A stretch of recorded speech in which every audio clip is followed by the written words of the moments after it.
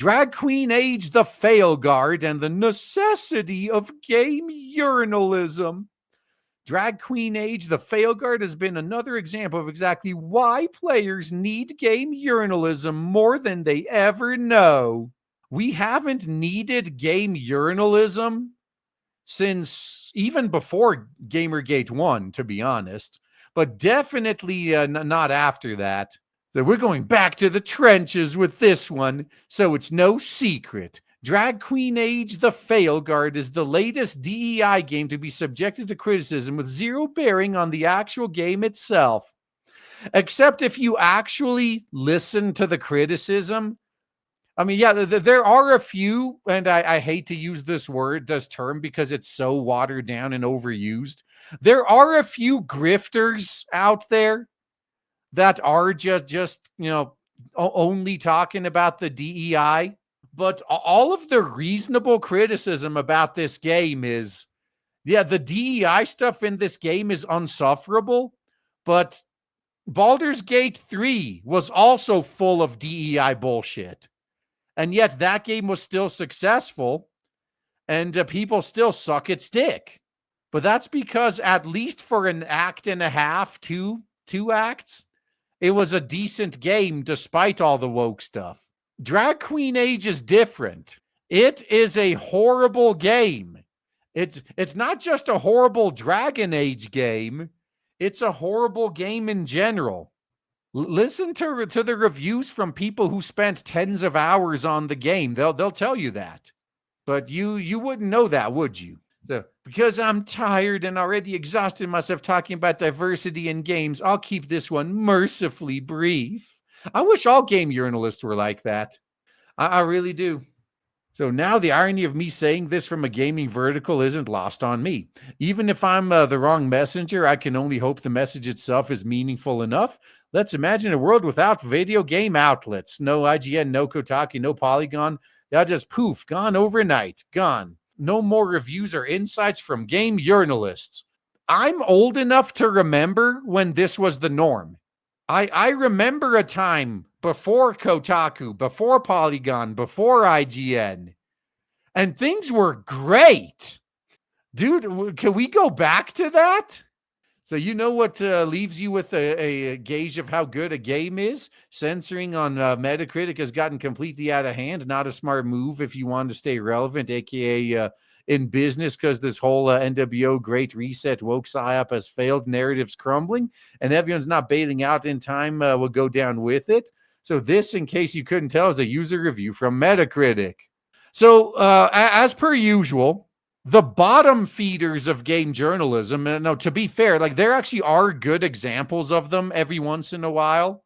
Not all of them are this broken, but it's to be safe, you should assume they all are until they prove otherwise. But this is what they always do. They claim to be superior to random commenters on Metacritic, to YouTubers, to Twitch streamers. And they always cherry pick one example that they're like, oh, is this person who you want to be getting your gaming news from? This rando Reefer Sutherland XXX on Metacritic? Like, no, literally no one is getting their gaming news from this person. Why are you even trying? I want you to really read that review. Let it nestle within your brain for a second. Okay.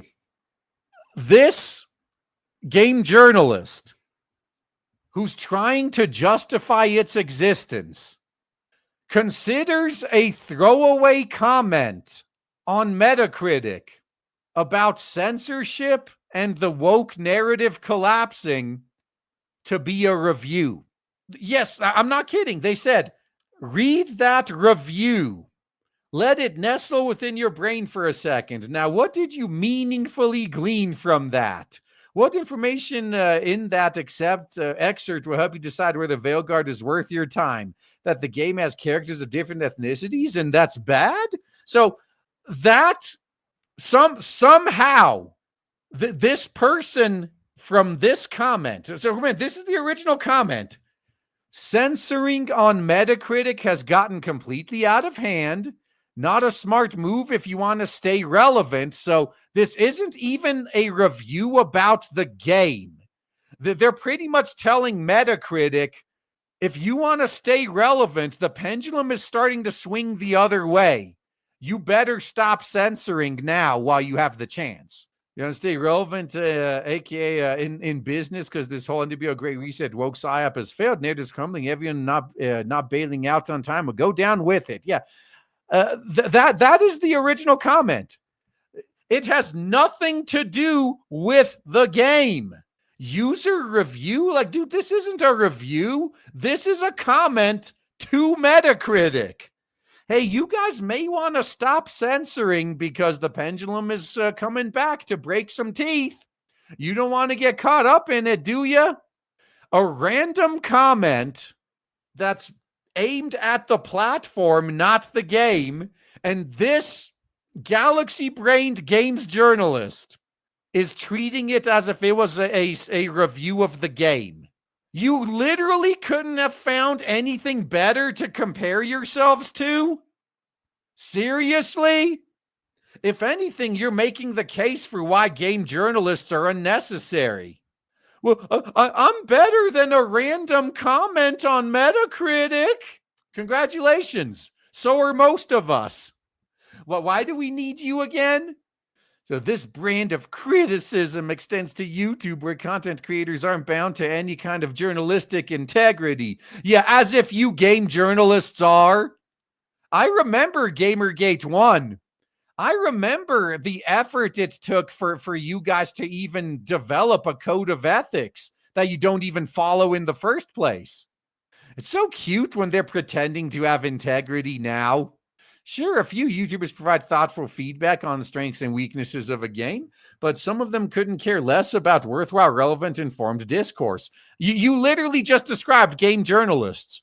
Like, there are a rare few that actually do a decent job, but most of them are like this guy. They don't have to talk about gameplay, visuals, characters, story, pacing, mechanics, any of the other nuances one looks at for in a traditional review of a game. Look, all of this aside, traditional reviews of games are pretty much dead. Most players nowadays, the only thing they really care about is watching someone actually play the game live. I mean, I do that myself. If I'm on the fence about buying a game, I go to Twitch and I hop into a live stream. I find someone who's playing that game. I watch them play for a few minutes. And generally, I'm able to tell, is this something I'd want? Like, there's exceptions, like JRPGs, for example. They love their hour-long narrative segments that don't have any gameplay in them. So, like, generally, I tune out then because I don't want to spoil the story for myself. But once the gameplay starts back up, like, okay, does this look fun to play? I used Elden Ring as an example of this going back years, too, that Elden Ring, if I tune into a live streamer and I see them playing Elden Ring, it makes me want to play Elden Ring myself. It's not just fun to watch, it makes me want to actually play it. And that's where most of these games fail. Like, most of these games, like watching the combat, which is supposed to be the highlight of the gameplay, it's like, nah, that doesn't even look fun. I don't feel like playing that.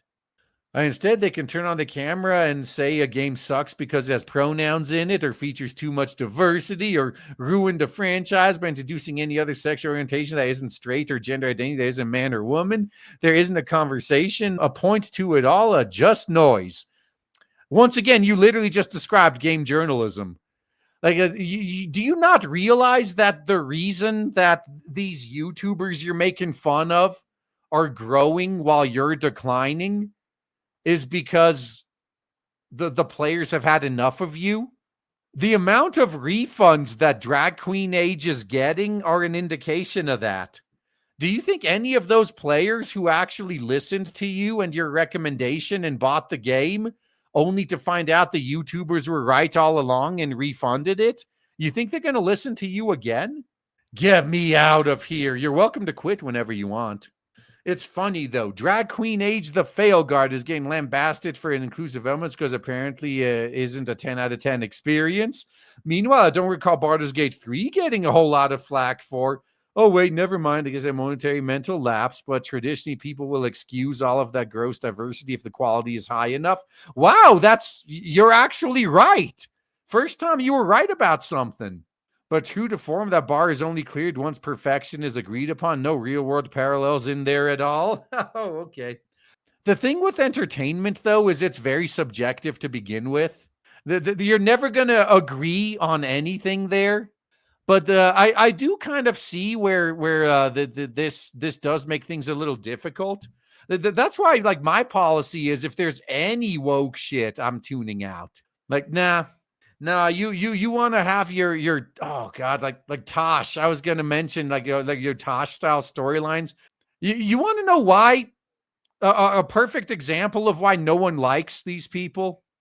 I saw a video yesterday that had a lot of. It was basically some Tosh compilations from Drag Queen Age, and the lack of self-awareness from this crowd is legitimately scary.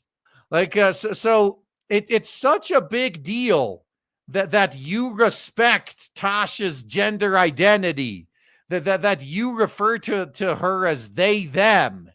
Yet Tosh routinely tries to pick a fight with the necromancer. I forgot his name off the top of my head. Was it called him a corpse mage? I think it was. And when he's like, yeah, I'm uncomfortable with you calling me that, Tosh responds with like, oh, but that's what you are.